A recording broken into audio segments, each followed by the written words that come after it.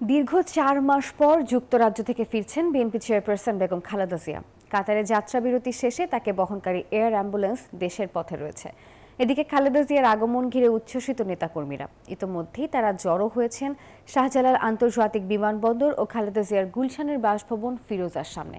পতাকা হাতে নেত্রীকে আমন্ত্রণ জানাতে অপেক্ষার প্রহর গুনছেন তারা। খালেদা জিয়াকে দেখতে সাধারণ মানুষের উচ্ছ্বাসও রয়েছে চোখে পড়ার মতো।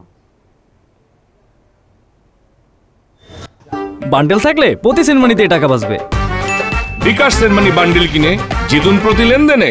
দেশনেত্রী বেগম খালেদা জিয়া দীর্ঘ 4 মাস পরে আমাদের মাঝে ফিরে আসছে। এটা যেন ঈদের উৎসব আমাদের কাছে মনে হচ্ছে যে আজকে সারা বাংলাদেশের নেতাকর্মীরা ঢাকার রাজপথে আনন্দ উৎসব করছে, আমরাও সাথে করব। আমাদের কাছে সবচাইতে বেশি আনন্দময় লাগতেছে। ম্যাডাম আসতেছে, দীর্ঘদিন করে অসুস্থ ছিলেন, সুস্থ হয়েছেন, আশা করি আরো সুস্থ হয়ে যাবেন। সামনের দিকে আমরা এগিয়ে যাব। দেশনেত্রী বেগম খালেদা জিয়া ইনশাআল্লাহ দেশে যখন আসবে, দেশের রাজনীতিতে অবশ্যই পট পরিবর্তন হবে ইনশাআল্লাহ। বিএনপি ইনশাআল্লাহ সরকার গঠন করবে ইনশাআল্লাহ, আমাদের প্রত্যাশা।